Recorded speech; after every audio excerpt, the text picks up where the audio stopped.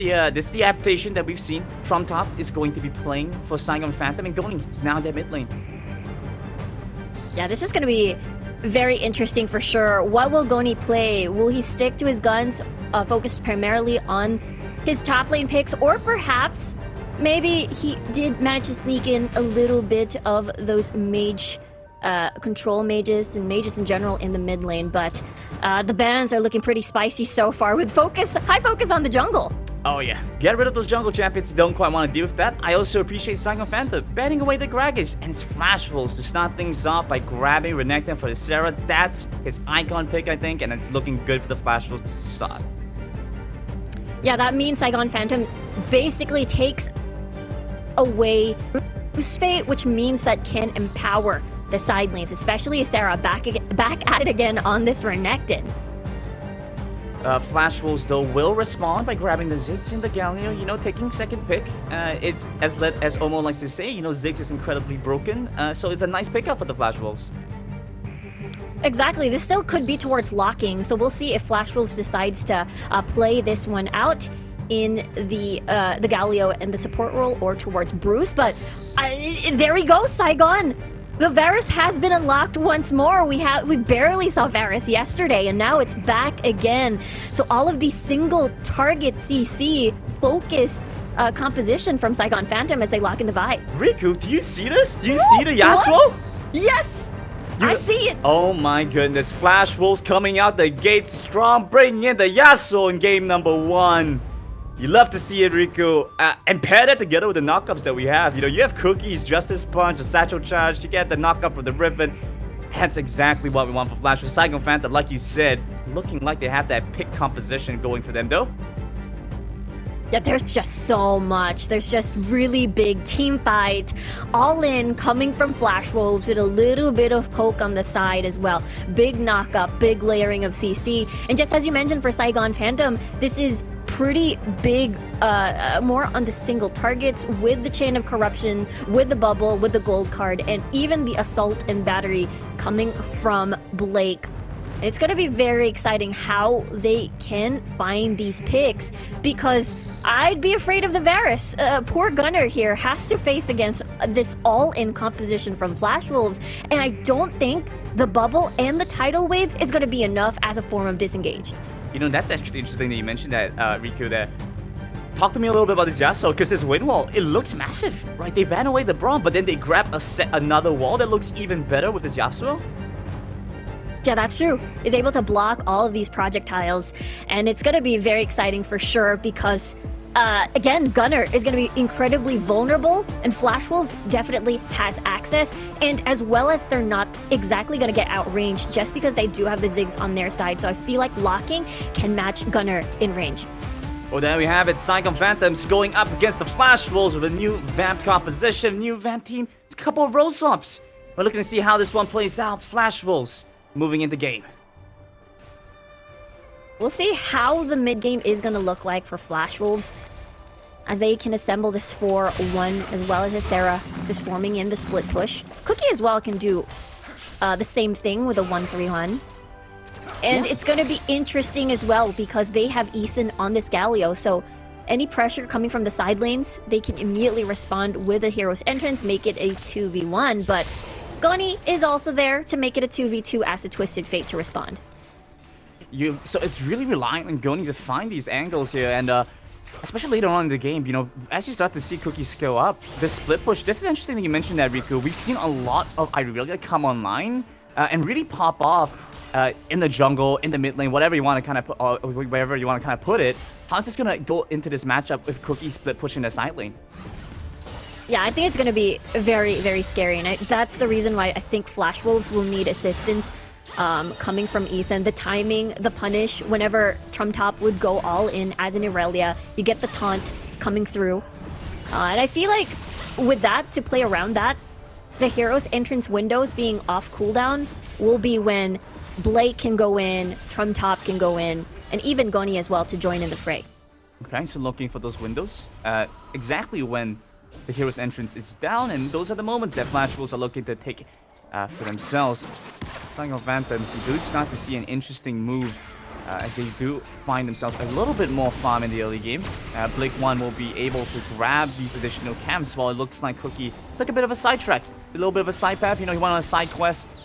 You're a bit of a completionist. You know, you always do the side quest before moving on to the main mission. That looks like what Cookie's trying to do here. Yeah, he's just trying to get most of the, of course, getting that Rift Scuttler on board. I assume that Flash Wolves are going to play towards top side and see whether or not they can immediately shut down Trump Top this early. I mean, it is Ysera on this Renekton. They definitely want to unlock the lane. I am not going to be surprised if they give up the Mountain Drake just to get Rift Herald and then transition that to a First Blood Tower for top. Oh yeah, cheeky play for sure. Trying to look for that gank on the top side. Doesn't seem to quite work out, but we do see an interesting move now from Blake as well as our HK going up to the top side, making sure they can punish Ysera. And with the Assault and Battery available, this could be an interesting gank angle. Trump Top is going to walk in. Ysera might get baited to go for the fight. He doesn't realize he's there. He's in the fight. He's in the midst of things. Pops the dominance, but too late. Gets locked down, and it's first on the board for Saigon Phantom. Nicely done by Saigon Phantom there. Very sneaky. Didn't even need our HK. Even when he was nearby, it was just Blake enough for that smooth gank. And we talked about this before. Flash Wolves, ideally, most likely wanted to shut down Trump Top, but Blake is there first hand to get the first move, and Flash Wolves was not prepared for that. Yeah, caught unprepared. Very nice timing as well. Cookie had just went to recall, right, Riku? So to pick up a couple items. Blake 1 as well. Very interesting choice. Straight in for the Executioner's Calling and then moving on to the Gargoyle Stone Plate. That's going to give him a lot more additional tanky stats right as they go on to this Dragon or this Rift Herald. Yeah, more of that survivability coming in to the objectives. We'll see, though, as, again, Flash Wolves, they do want to get Ysera ahead to get that Renekton on board for that 4-1 split push, and as well as shut down Trump Top. We've seen how an Irelia can spin out of control as well, but looking at the movements, it seems to me Flash Wolves definitely want to contest this one. I mean, we talked about the 5v5, but the biggest question is, Bruce locking, not exactly as ready. They can burst someone down, but the biggest question is, will the damage be enough this early? Oh, it's gonna happen. Saigon Phantom. They backed away from the Dragon. Things are looking scary there. And I love that you're mentioning Trump Top here, Riku. Because it looked like Flash Wolves, they knew what they wanted to do. Shut down the Irelia early, but instead what's happened is the Irelia got first blood. That was the kill over the Saigon Phantom. They find a good amount. So Trump Top is actually going to be much stronger than Ysera here, who's had to burn both his summoners going into night.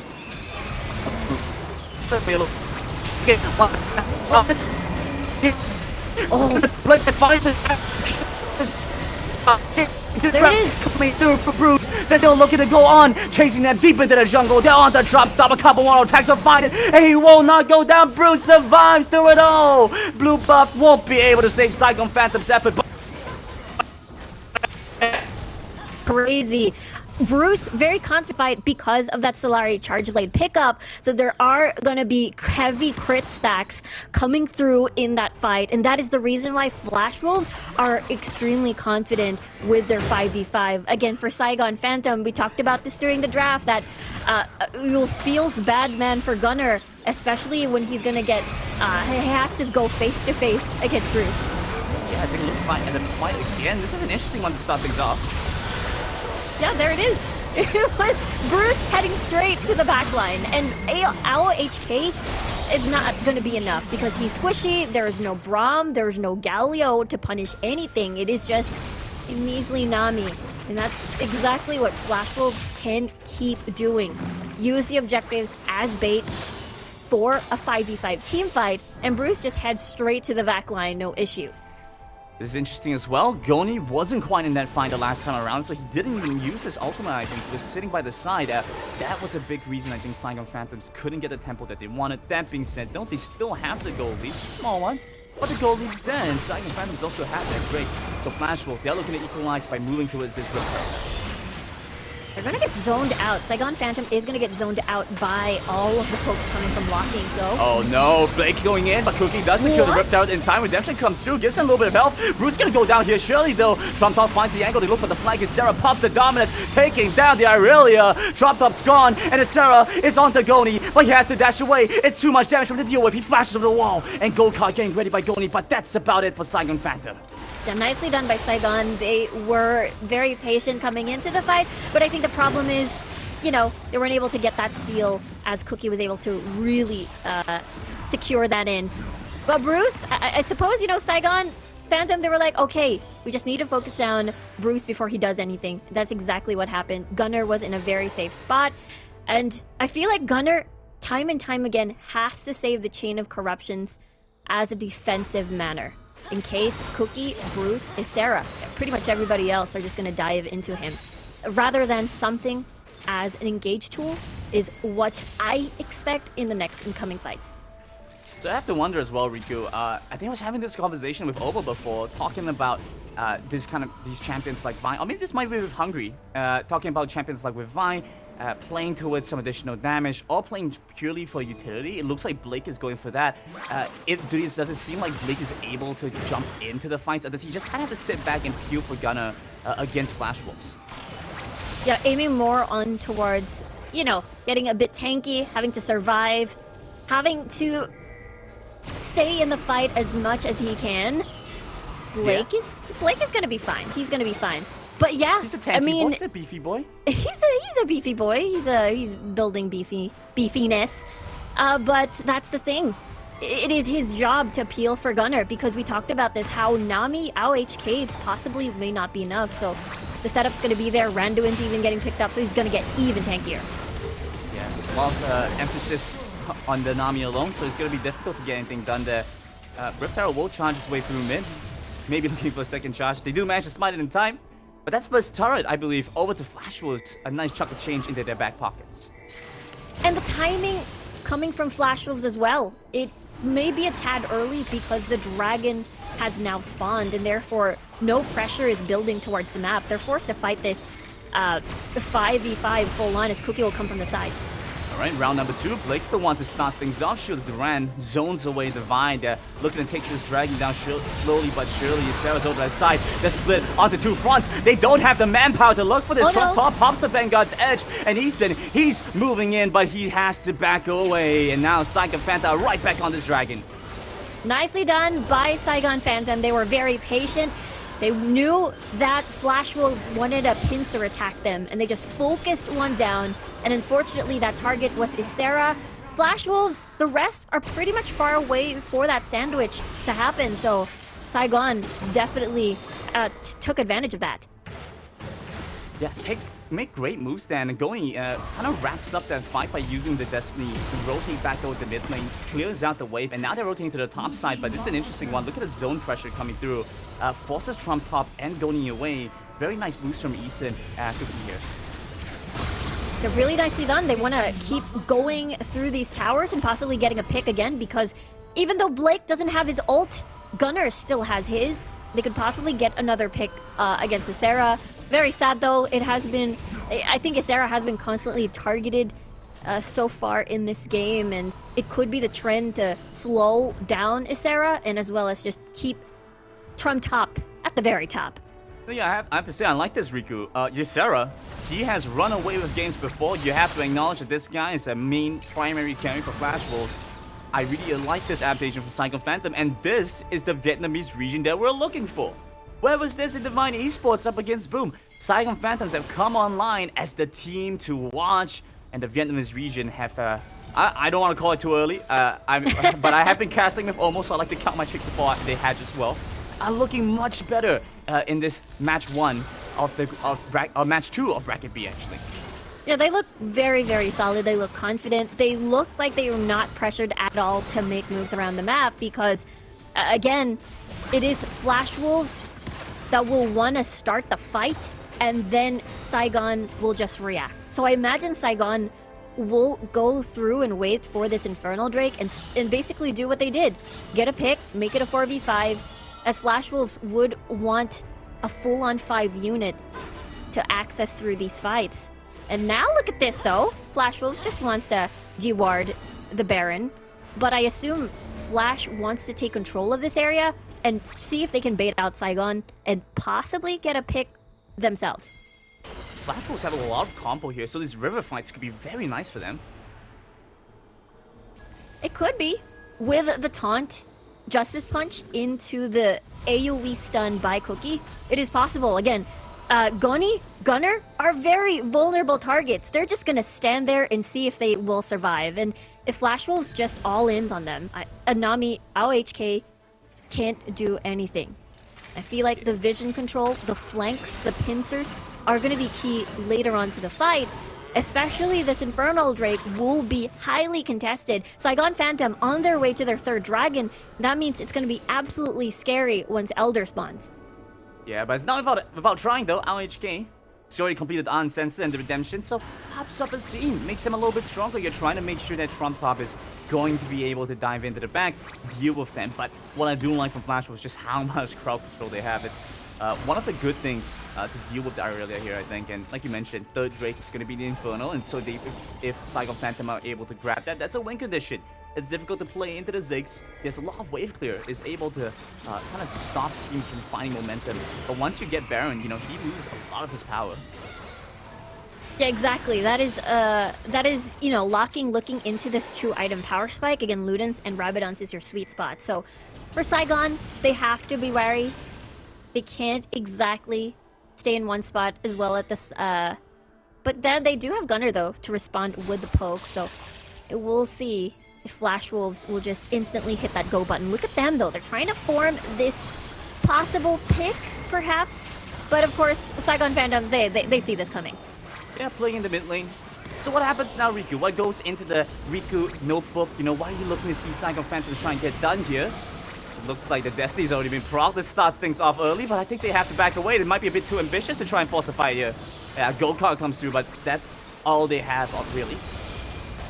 In a 5v5 scenario, Flash Wolves are definitely going to win. Alright, Saigon Phantoms, they've got impatient. They're done waiting. They're done waiting for this fight. They're gonna start on their own. Nice tidal wave. And coming through with the ultimates as well. Locking down Hero's Entrance. Finds nobody in that time. Trump Top, he's going golden. He's holding on for time. Cookie dodges away from the flawless duet. It's a nice last breath coming through from Bruce. But he's gone into 4 from Saigon Phantoms. There are too many there for him to deal with. But Blitz caught by this back on the wall. Doesn't have his teammates there to protect him. He's gonna go down and gonna nearly get taken out by locking 2. Saigon Phantoms pulled the trigger, but a bit too aggressive there. And that was just too close. That would have been an Infernal Drake in favor of Saigon Phantom. And that's the reason why they all decide to just back away and respect the fact that they've lost members on both sides. Especially Blake is the jungler that is gone. Fight. Flash Wolves still, again, not confident. Just because, again, this composition requires them to be complete. And with that, I like to take a look at that replay. All their focus, their efforts are towards Blake as he's in front. But remember, he is insanely tanky. He has that Randuins. He has a lot of tanky items on the board. So if Flash Wolves just mainly focuses on him, it is gonna be the carries like Gunner and Gunny gonna be happy about that one. As again, Blake is buying them some time. Alright, we jump back in and Flash Wolves have already got the Infernal Drake. And we're just about 15 minutes in the game, so I have to hear your thoughts on this, Riku. How is Goni in the mid lane? Are you surprised, happy? He's playing Twisted Fate. He's not going to play anything like the Darius mid lane. Going to play a traditional AP mage. How is this feeling out for you? Yeah, for Flash Wolves, for Saigon Phantom, rather, I feel like they're going to be in danger. Especially as the game progresses later on. Flash Wolves are not going to hesitate to just go full-on heavy dive, and just head straight to the back line. And it will all depend on the vision control that Flash Wolves is going to have. I can imagine Cookie's going to cut off escapes in the mid lane, or possibly just stay around the jungle and get a flank set. Even Isera as well can do that. The more map control Flash Wolves acquire in this map, the more chances that they can assemble that pincer or that flank that we talked about. These death brushes as well are going to be insanely scary. I mean, looking at Saigon Phantom, look at them. They've got 3 Zonius Hourglass and no Twin Shadows, so I imagine Flash Wolves are going to be comfortable setting up these death brushes. There we have it. Saigon Phantoms, they're Ralph in the bus, and Flash Wolves, they're the one driving it. So Saigon Phantoms, Chuckles, I'm in danger, just like Trump taught by BS. Cookie's willing to walk up to the top, down to the bottom side. Goni pops the ultimate, gets some information. They're onto the Baron quickly. They spot out the jungler, so they know they're not going to be there. But it looks like they're going to back away. It's a little bit too risky to try and finish it for Saigon Phantom. They're too risky because Trump is absent that entire sequence. So we'll see now what Saigon decides to do. Because again, this is the team that will gladly take a pick if they see one. All right, they're back. But in an all-in engage, they will definitely use everything defensively. Well, back again. Saigon Phantoms, they're the one to start up the Baron. And Flash rolls here to respond. Eason, he pops his enchantment early. Look at how tanky he is. They force him back. Oh, HK's looking low. Might just go down. Blake tries to re-engage back onto Bruce, but he's way too tanky. Has a Guardian Angel to boot.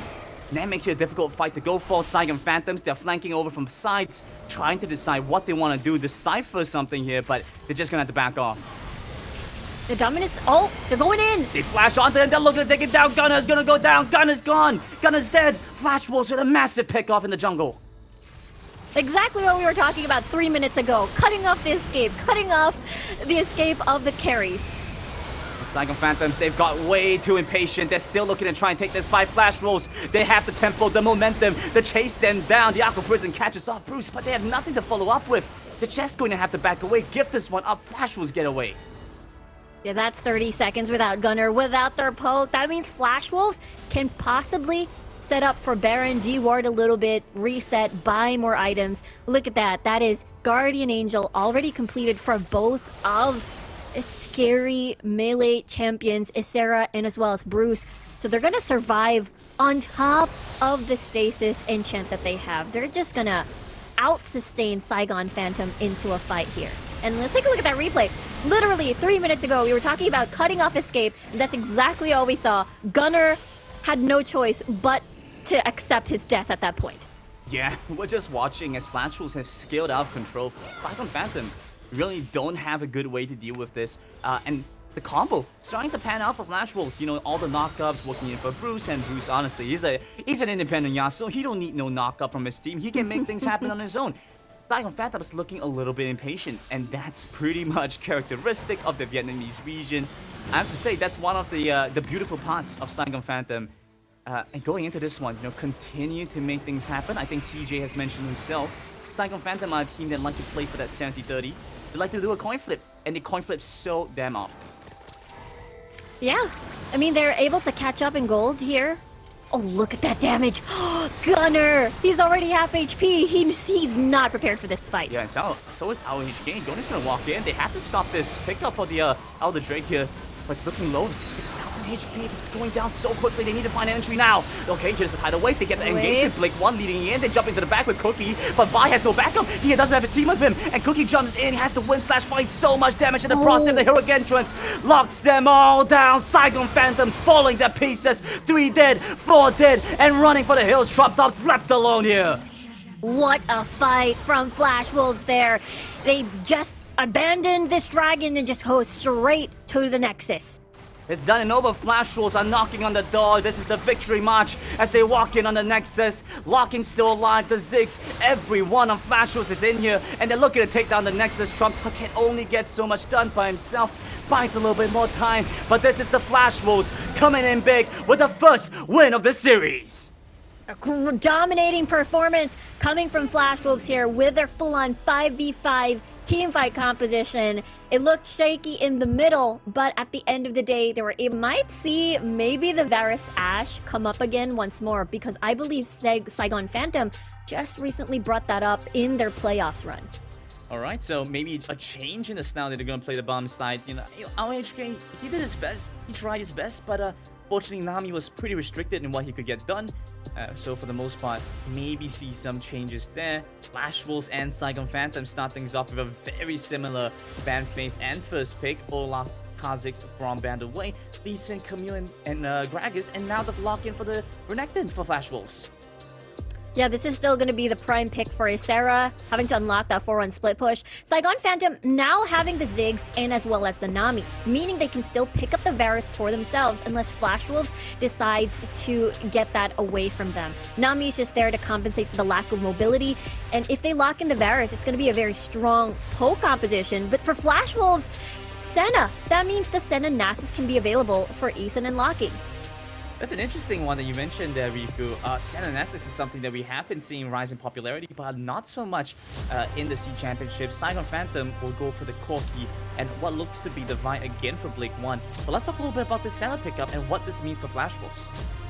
Yeah, Flash Wolves again having to lock in all of those infinite stacking if they do decide to go for that route. I mean, it still could be a Galio Senna bot lane, but it still doesn't change the fact that as the game progresses, Senna is just going to be incredibly scary when it comes to the damage output, all the soul stacking, and now Xin Zhao for Cookie. That means still pretty much the same dynamic. Very strong early game, big level 3, big level 5s, and possibly even focus their efforts towards top side for Isera.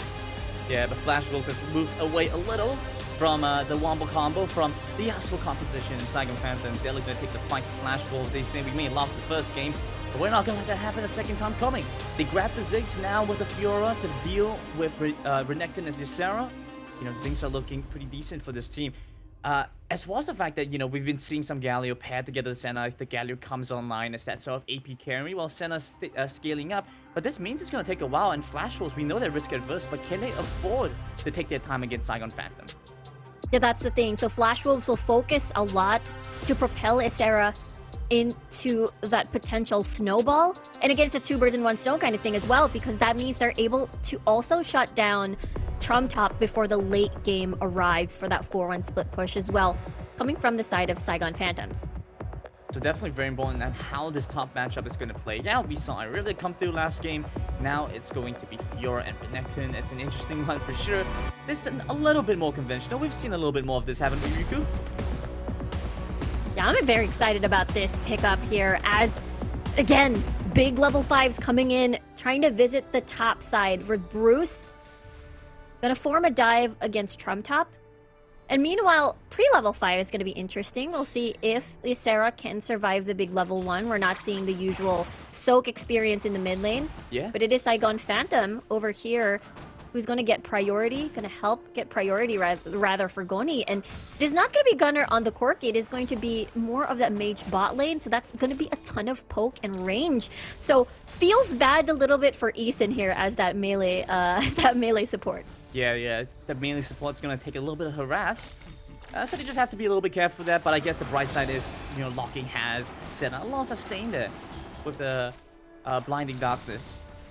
We do see an interesting start, so the movements from Saigon Phantom seems very contemporary, I could put it that way. Going to the mid lane, grabbing some EXP, then move to the bottom side, but as a result, they've lost a little bit of momentum, a little bit of tempo there. So Flash Wolves will get some decent control to start. Yeah, that's a lot of control, a lot of poke as well. Because of the Winds of War, and as well as locking here on the Senna, they're able to take control, especially come level 3 for the Galio. This two squishy dual laners are going to be very vulnerable for a taunt, Justice Punch lock-in. Both sides will end up trading Scuttle Crabs, but it looks like Cookie is actually even a little bit more ambitious than that, was walking towards the Dragon lane, but a little bit too much, I think, and decides he has to go for the Scuttle Crab instead. It seems like Blake 1 will do the same. For now, though, Ysera has to be aware of this. I think he has to be a little bit careful. First game, he died first as well. So now, just gotta be extra careful in the Baron lane. Yeah, looks like he saw it coming, despite, you know, Blake still not level 5. But a dive could potentially happen, but look at Cookie, he's nearby. Yeah, Blake 1's definitely trying to force the issue here. Bruce is going to make his way up to the top side. He gets a decent amount of healing, gets the shield from the barrier, still alive at this point. A lot of damage coming through from the turret. And Cookie, he rushes forward, but he isn't able to find anything just yet. He uses the audacious charge onto the creep. Won't be able to find the distance that he needs, and that's the win. Becomes lightning, puts the gold card, misses out the wild cards, but it doesn't matter. Ysera with first blood. There we go. We talked about this before. Bruce and Cookie visiting topside to relieve or either add pressure. It's going to be a two birds in one stone kind of thing because they will enable Ysera and as well as shut down Trum Top here on this Fiora. And it's going to get even more prevalent once Bruce gets level 5, get that Destiny, even getting First Blood Tower, perhaps. More kills for Ysera and possibly even getting the Rift Herald. Maybe using that for a different part of the map. So I believe that this will be the formula that Flash Wolves are going to take. Well, let's see what Blake has to say All about this. in. He's gonna jump right onto Senna right away. Locking has to try and flash away. Already burned Bubble. both his summoners. There's a huge Destiny. Aqua Prison onto 2, but Bruce is in here. He's joining into the fight. They find the first kill back on the Divine. There's no mana left on Gunner, but he still has the flash. Can at least get away. But Bruce, he might have something to say about this. Still has a decent amount left in the tank. Pops the gold card. Is prepared. He flashes Flash. in. He's onto the Ziggs. Won't be able to get the damage through though. Hero's entrance barely dodged away by Goni. And Saigon Phantoms and Flash was at an impasse. That is just an aggressive flash coming from Bruce, possibly wanting to get a gold card in and a wild card finish off the kill, maybe one out of attack, but it's definitely not enough.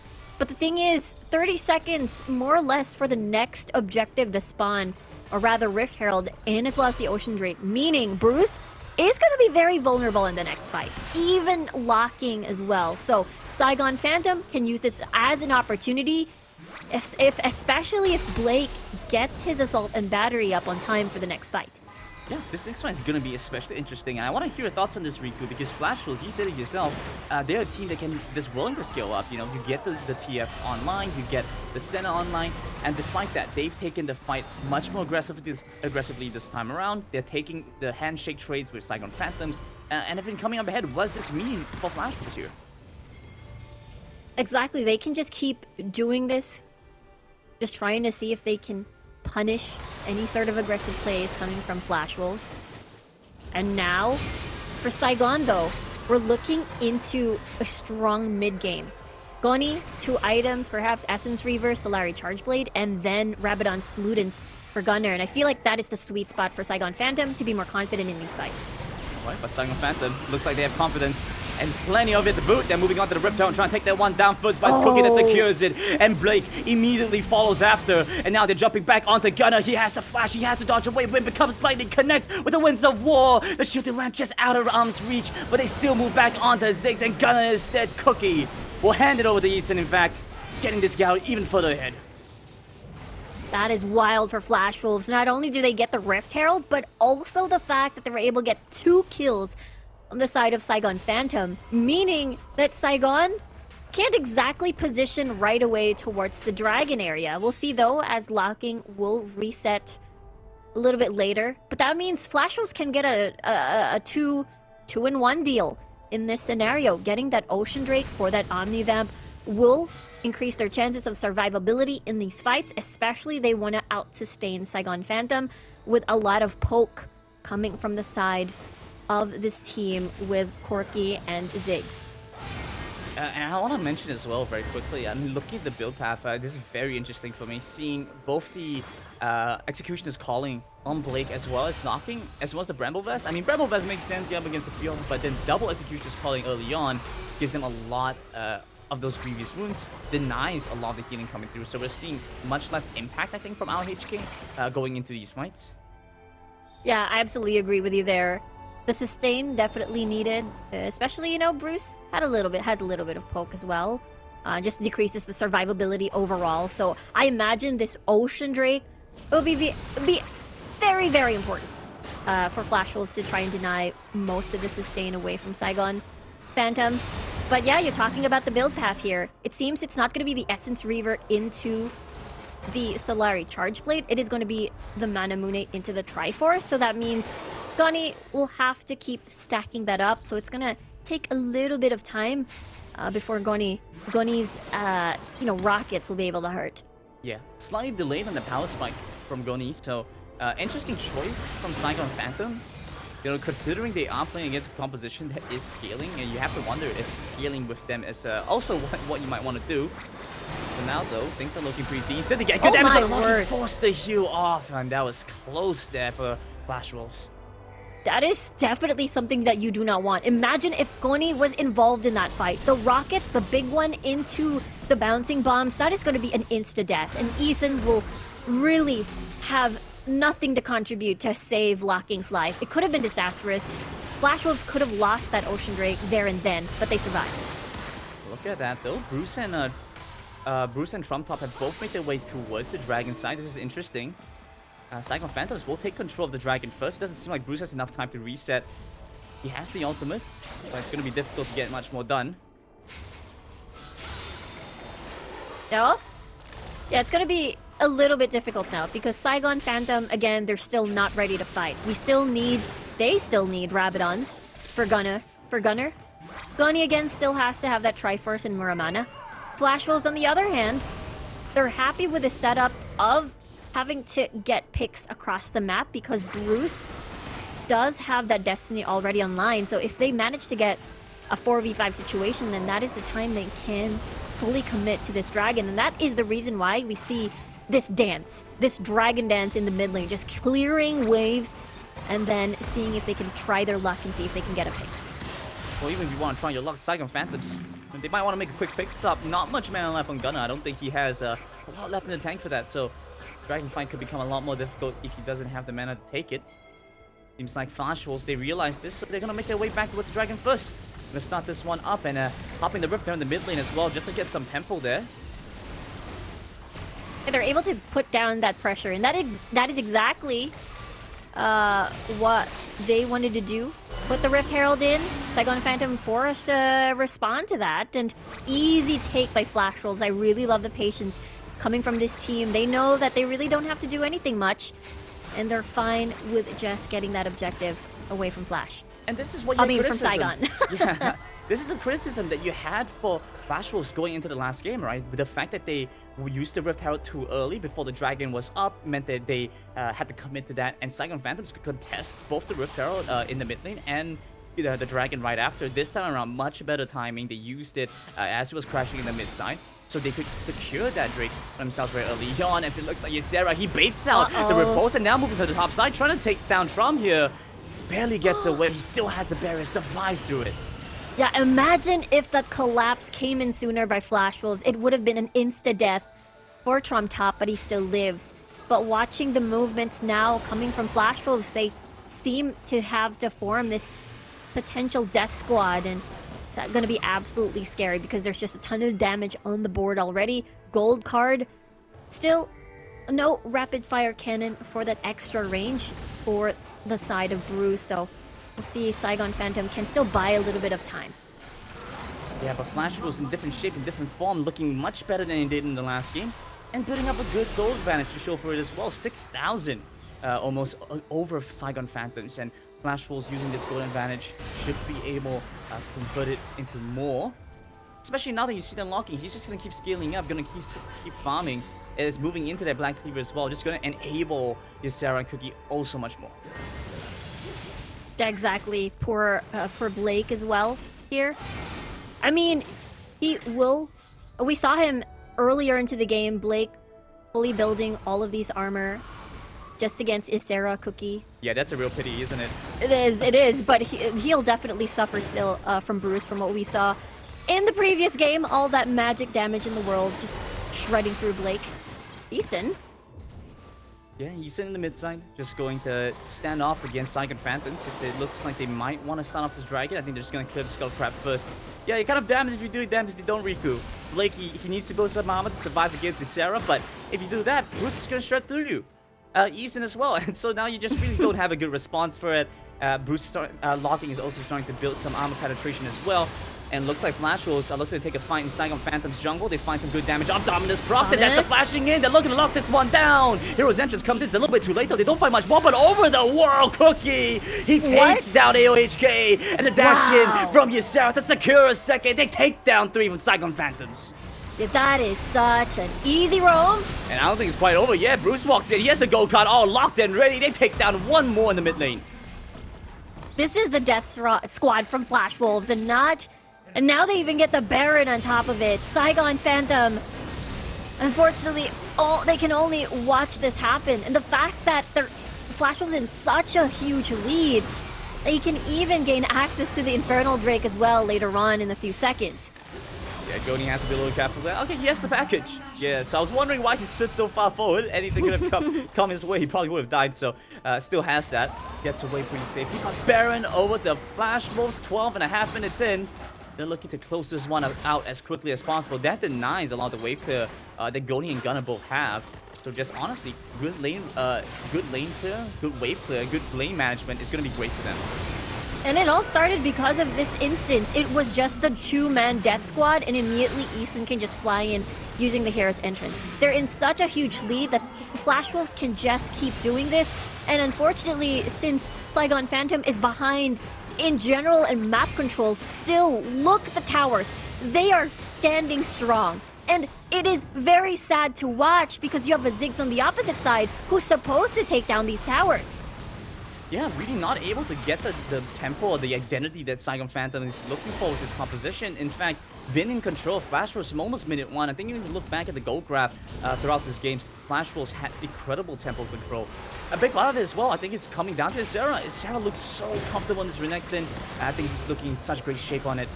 So for now, though, lane's being cleared out. Looks like the hero's entrance. He's going to join up in the top side. Dawning Shadow comes across, and the redemption is going to keep them safe. Holding onto this turret for dear life, but it's going to get taken down either way. Flash Wolves continue to break over the map. This is a completely, almost perfect Flash Wolves game so far. Now they're doing a 1-3-1, just maximizing all of the Baron buff. And Saigon Phantom, they have no choice but to watch this. Gunny and Gunner, they do have wave clear, but who's going to deal with the bottom and the top? They had to kill away from a perfect game. Eason is going to get knocked back. They're trying to get them off this mid wave, but it's going to be difficult, especially with Bruce bringing in the bottom side. And look at Ysera, look at Cookie bringing the top side as well. You know, there's only so much Saigon Phantoms can do. There are only 5 guys. And it feels like Flash Wolves, they're playing with 6. Look at how present they are with Bruce and Eason. Both of them have an extra person. Each makes for like a 6-man team for Flash Wolves. That's crazy how Flash Wolves has managed to build up this lead, deny any sort of return by Saigon Phantom across the map. And this is exactly the result. 3 towers still standing strong. Feels like, you know, it's just a mini chip damage from bottom and top. And now this is the result. Even full dragon control coming from Flash Wolves. They've been very patient. And now it is a tad too late. We see that the Rabadons is already on the side of Gunner, but at this point, there's only your 3 inhibitor towers left. It's looking pretty grim. Yeah. You have Rabadons and Gunner. You know who else has Rabadons? Eason. You support. He has Rabadons too. What are you looking at, Riku? I see just as much damage from his Galio support right now as we're seeing for the Ziggs Dragon Laner. I think Saigon Phantoms have definitely lost the scaling war. It doesn't seem like they're in great shape here, Riku. Yeah, it's really, really grim. And Eason, having a very amazing game on this Galio, is able to poke them out immediately during the laning phase. And now being able to set up, follow through with heavy engages coming from Cookie and Isera. And look at this Death Brush though. Dudes do have a ward, they're fine. Yeah, it's so much of a death brush if your opponent knows you're there, right, Riku? So they're just gonna back away. You know, it seems like they got some spoilers, they got some information. They know how this horror movie plays out. We'll try to hold on for a little bit longer though, but the movie killer is right on them. Yeah, you see Cookie, Ysera, they're starting to build up some pressure. They're moving back towards the Baron. Saigon Phantoms, they have to respond to this somehow, some way. The Dawning Shadow over by the side. They're moving back in. They find drop flashing in. Ysera will hand it over to Bruce in the mid lane. They're looking to take this one further as they've managed to find a huge taunt. Forces the flash away. The Audacious Charge jumps into the back. They take down yet another AOHK. The Knicks still follow. They're back in the mid lane. 2 dead on Saigon Phantom's side. Flash Wolves don't even need Baron. They wanted to get a pick, and this is the pick that they're waiting for. Now they're straight to the Baron. 30 seconds, no support, no top laner. And again, it feels like even though the power spike is there for Saigon Phantom, it is a tad bit too late because of how much lead Flash Wolves has in this game. That is what, 15k gold lead. And now Saigon is just, you know, they're just gonna play tower defense at this point. Oh yeah, I mean Saigon Phantoms, they're not a weak team by any means, but Flash Wolves have taken serious control of this game. Now their second Baron moving into this, 7-1, nearly a perfect game. No turrets lost at this point, no dragons. That's a difficult one. You know, you don't quite expect that. And like you mentioned, super minions pouring in from the bottom side. Flash Wolves have a myriad of ways to play this one out. They can wait for the other Drake, that's an option, or just split push. That's what you have Bruce for. The summoners are practically all up. They have practically every ultimate up for them as well. They move back into the mid lane. I don't quite see a way for Saigon Phantoms to fight back. Yeah, exactly. It's just a huge lead. And the fact that even though, let's just say Saigon Phantom has a lot, well, not a lot. They do have pick potential because of the Assault and Battery and the Mega Inferno Bomb from far away, and as well as the Bubble. Easy lock-in. But the fact still remains that there is, what, 3 global ults on the side of Flash Wolves, so it's just very difficult to isolate a target and punish someone trying to split push the side lanes. Yeah, Flash Wolves playing like they have a 6-man. Rotating around the map so quickly. It's difficult. It's for Saigon Phantoms to catch up to them there. Now they're finally going to be able to break over the base here, surely. They move up to the top side. Ysera taking a beating of his own, but the torrent's nearly gone, and the mid side will lose its life as the Nexus is already down to 1,000. What is happening there? Redemption coming through. The fight's breaking out. It looks like Saigon Phantoms are trying to hold on for dear life as the last stand, trying to take them down, but they're onto the Nexus here, surely. They're moving back onto Gunner, who has to pop the barrier. They don't have any way to stop this. It's game number 2 to the Flash Wolves. That is a crazy finish. Full-on domination from map. And I want to start off with seeing, there we go, Saigon Phantoms. They Fantastic. are on blue. Oh my goodness, it's such a relief. Hopefully this gives them access to some champions that they are gonna be more comfortable performing on. Lee Sin banned away, Galio banned away, good adaptations. I said there were so many things for Saigon Phantom to figure out in such a short period of time, and it seems like they've managed to nail many of these pressing issues.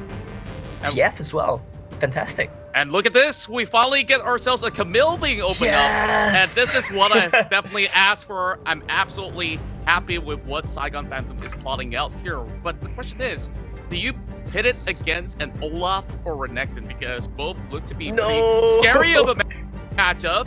But Flash Wolves, I think they got themselves some answers here.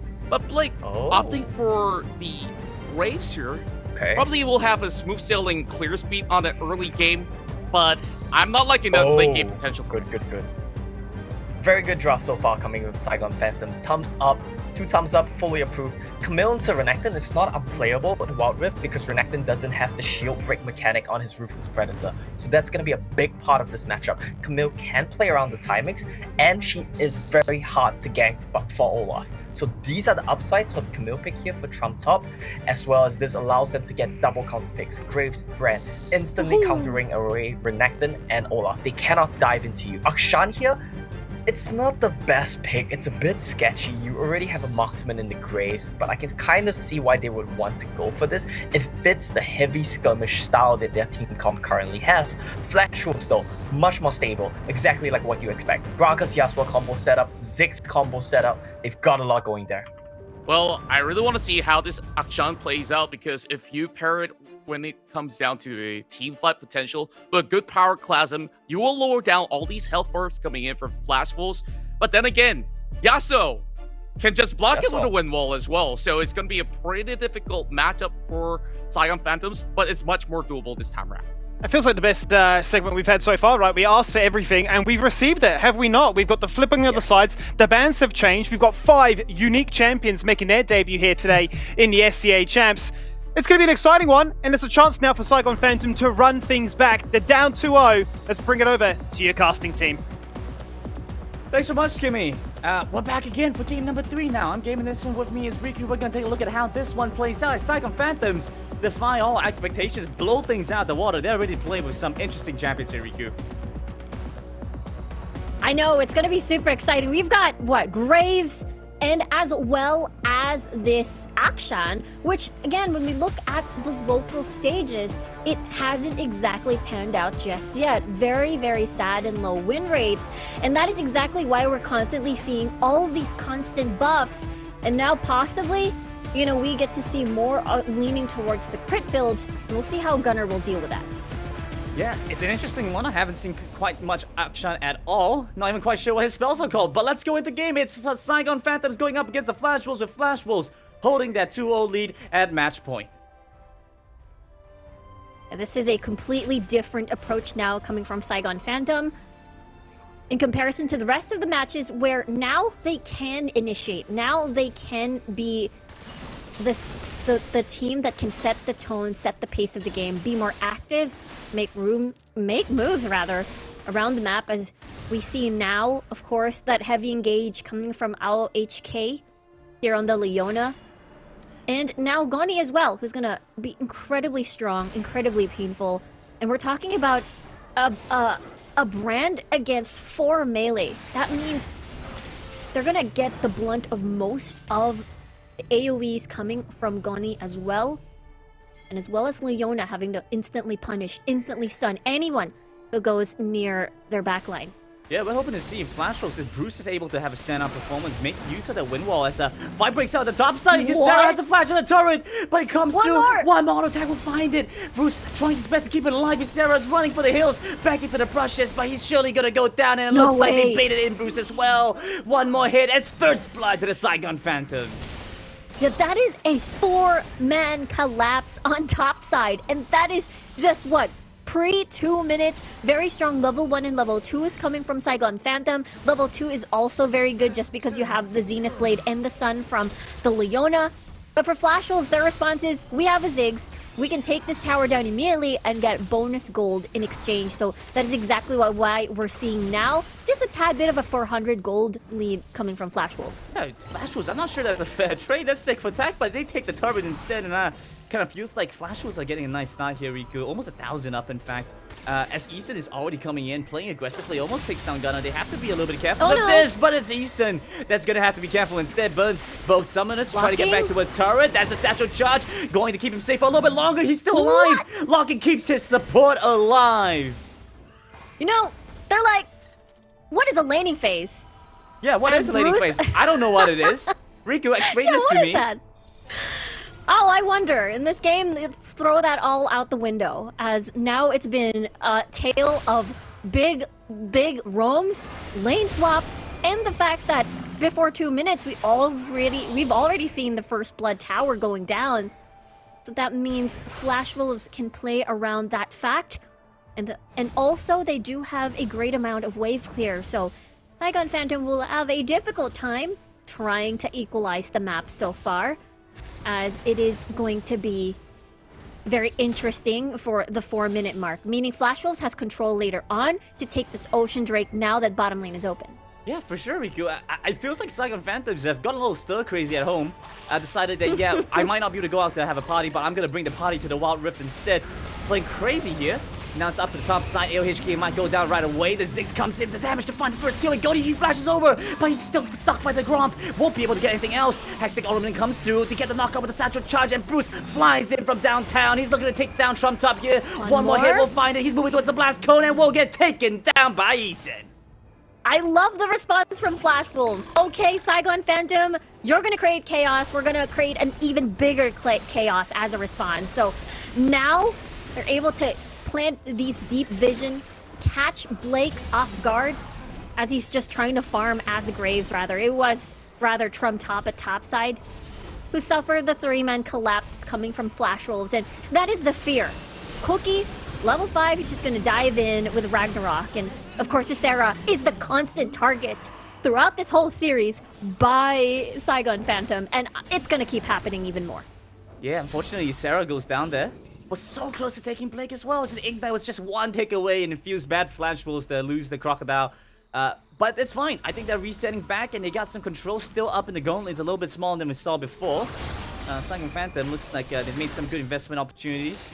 They managed to come back into this game quite well. Now take a look at the gold coming through. Goni going to opt towards the Rod of Ages early on. So Rod of Ages is going to make this brand a lot more tanky. Yeah, more survivability, more spammability.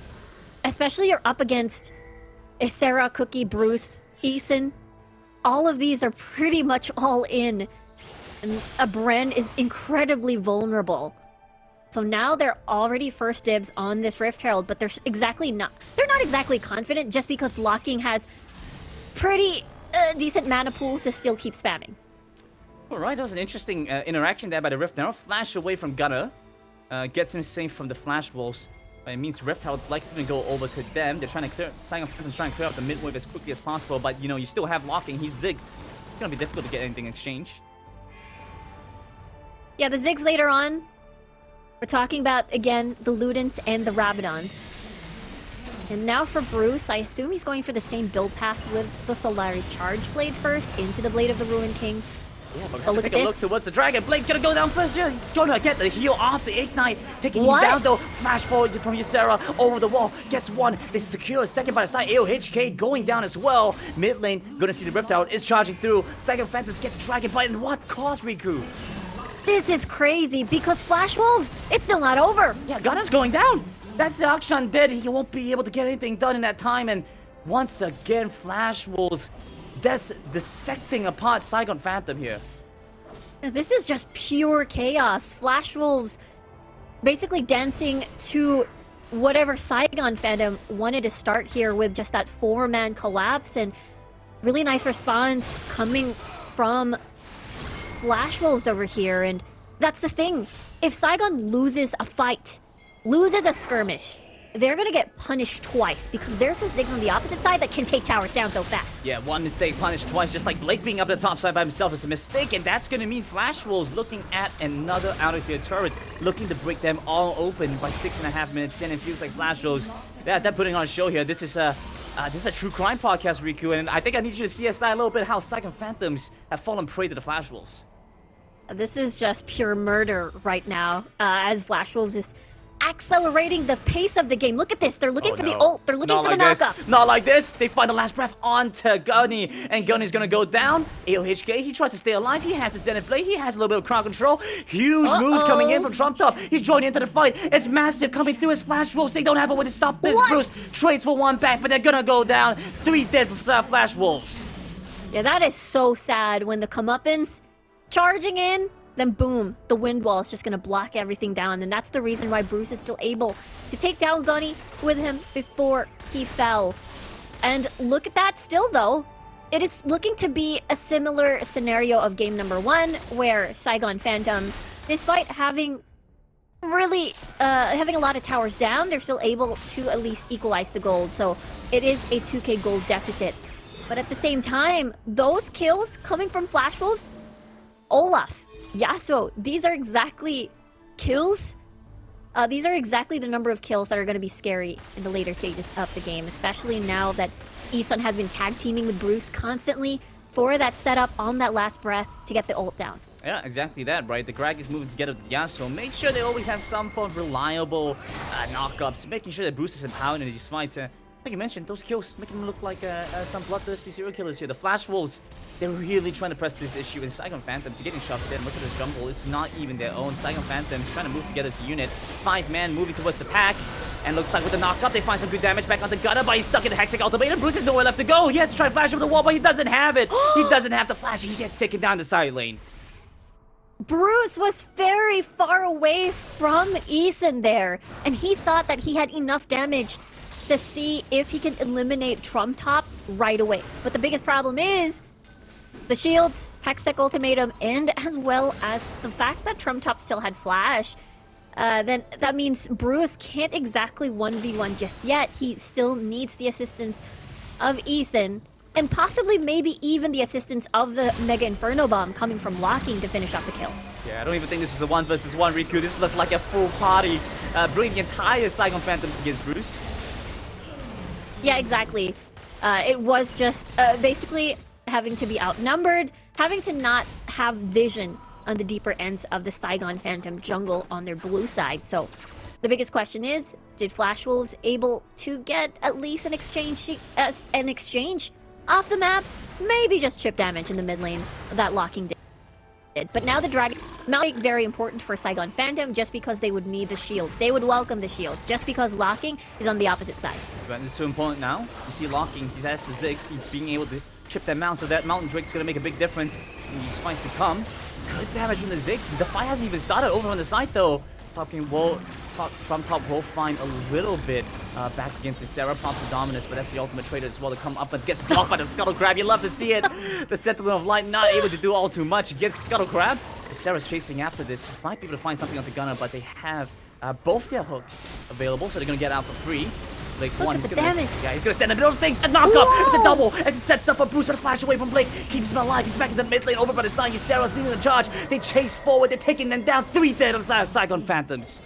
What a beautiful setup. The fact that Locking pretty much already marinated the rest of Saigon Phantom with the bouncing bombs, with the pokes. Therefore, Flash Wolves, okay, I see a lot of half HP bars on the side of Saigon. We can just keep going at it, force a fight, and that's exactly what we saw.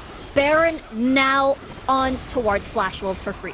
Man, Flash Wolves are looking to speedrun this game. We saw a 1.5 minute turret pickup. Now we're looking at a 10.5 minute Baron pickup as fast as they can possibly play going into this one. Try to make sure we get a 3-0 series quick. But that being said, though, they're going to take down Isun over in the mid side. Maybe trying to respond to this. almost get a catch on this Sarah though, but they're gonna reset here surely and come back even stronger. Yeah, they can start the siege now. That is exactly why Saigon Phantom is trying to get a good head start, make the siege a little bit slow by pushing down the waves themselves. But now Saigon's option here is to get a pick. That means big pressure onto our HK as a Leona. Get those Zenith Blades down. Because aside from that, there's also Trump Top with a hookshot into the Hextech Ultimatum for them to reach either Locking or Bruce. These are two important targets because, you know, Cookie's just gonna press Ragnarok. So he's basically already down for the count in terms of targets that they can instantly burst down. Yeah, We'll see though with this siege. One less target to go for. You can't really lock down Cookie, so yeah, like you mentioned, trying to get down Bruce and Locking, but at the same time, Locking, look at that damage from onto Gunner just now. Sends him back, packing, honestly, just has to use the full combo and basically was able to take down Gunner very, very low there. So that's going to make a big difference. We're going to see an interesting start to this fight. Easton's going to face off against LHK, and I don't think that's going to make all too much of a difference. Comeuppance won't be able to do anything. How tanky they are. Sarah's joining into the fight. He's under the turret. He's still able to soak up so much more. But Trump Top, he joins in a beautiful hook shot to get him out. But Gunner falls in that time as well. Yeah, it's going to be an exchange of 1 for 2, and that is a pretty sweet deal. The fact that Locking is still alive, that means more towers are going to go down. Oh, that looked scary for a second there. Bruce got the knock up onto Goni, and I was sure that he was going to go in there on the Asiaso. Things are looking a little bit scary. Hook shot as they jump back in again. He's just going to knock them back for a little bit. Gets some distance, and they're going to back off in time. Yeah, they just wanted a 1-2-1, possibly just getting the inner towers out before going back to base and resetting. And it's looking really, really grim for Saigon Phantom. As we get to see Flash Wolves, every single lane has one. But for Saigon, I mean, they still have Blake 1. They still have Trump Top as well. So they can play around that. And the fact that, you know, Goni already has that Leandris on the board. And as well as Infinity Edge already completed by Gunner. They do have a prime opportunity here to see if they can immediately catch someone down? Yeah, I think that's about it. I think Gunner's gonna go down even with the hook shot. He tries to dash away, but it's still not gonna be enough. Both summoners committed there. Trump's gonna come back in. They'll lock down onto Cookie quickly, but I don't think that's enough damage to take him down just yet. But the rest of his team, he's gonna watch his falls. They're gonna leave him to die on his own. Easton tries his best to protect Locking, but the flash forward as he like to get the lockdown, to get the damage. The rest of his team not there. Flash Wolves had to back off. Yeah, that was a beautiful solar flare coming from AOHK. But unfortunately, not a lot of lockdown involved after that setup. And therefore, Flash Wolves is still able to escape. Now, 5 seconds on the clock for the Air Drake, and this is very important for Flash Wolves just because they can propel the map movement even more with the movement speed. And see if they can get picks here and there. And as well as get that 1-3-1 on the board with Isera.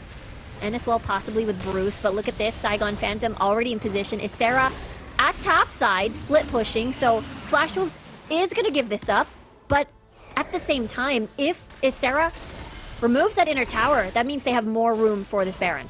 How do you feel about the presence of this Graves this game, Riku? It seems interesting. I mean, Blake 1, you know, hasn't quite had the impact that he was looking for. As I say, that looks like he's going to go down. Wind Wall blocks so much damage from coming through. Solo flat by some time for OHK, but it's still the reckless swings that take him down. Olaf has your number, and he flashes through the wall onto Trump Top, who has the hourglass, but can only save him a little bit more. Nice body slam coming through from Easton as he finds the last auto attack, the last tick of damage to take down Trump Top. They're still chasing after. I don't think that's what Gunner wants, and they dodge away as Sarah flashing in. Wasn't able to get the stun. Flash was have to back up, but they fine-tune the process. You were asking about Blake earlier, and that's the thing. You mentioned the wind wall. Double 80 carry composition, and then the wind wall just basically blocks every single thing in these fights. Gunner going in rogue, just trying to scout. Yeah, I don't even know how to talk about this guy. I mean, what does Akshan really do here? He goes invisible, has the hooks, but then what happens after that? He just watches as the Baron goes away. I mean, that is the that's a sad life as the marksman here. And I think Olmo put it best when he said, yeah, you're running double marksman. It's going to be a little bit difficult. You don't have much to lock them down. And Trump Top can only do so much. He even goes for the hourglass, padded together Stark's gauge just to make sure he can buy enough time for his team to find the damage output. But difficult playing into Flash Wolves. And so now, with the Baron pick up and Inferno Elder Drake on the way, what do you think are the odds for Saigon Phantom here? Saigon Phantom has to catch Isera in one of these instances trying to split push at top side. I feel like they have been you know, constantly pressuring him, and I feel like it will possibly open up the Infernal Drake, as long as they don't get poked out massively by this Mega Inferno Bomb. See what's gonna happen here. The turret's looking so low. It's one auto attack away. Lockie just gonna walk in. Satchel Charge confirms it. And it's still Sarah escorting the wave in from the top side. Should be able to break this one in quite easily here. Now this is just going to be another tower down. Look at the damage coming from Locking here. Gunner, Blake just forced to back away. Even with the comeuppance, barely able to get anything done. Locking even took a couple of shots for his Sarah there. Just says, yeah, you know what? Let's share the load. Let's share the damage. I'm not too concerned about that. Satchel will be a little bit off. Won't be able to take the cover down just yet. But a couple more auto attacks will do the job. Flash Wolves just destroy all the structures and take everything away from Saigon Phantom. They don't have a way to respond to this. It's gonna be Bruce. He's jumping back in. He's making an absolute Yasuo clinic here. The hero of all the people. This Yasuo coming in big as the Avenger rank won't be able to get much more done. Ysera chasing after. He's in the thick of things. He's in between Saigon Phantoms, buying time for his team. As Bruce jumps in, he has the shield. Goonie can only get so much more done. It's game over as Flash will secure a 3-0 in this series. What a dominating finish for Flash Wolves in this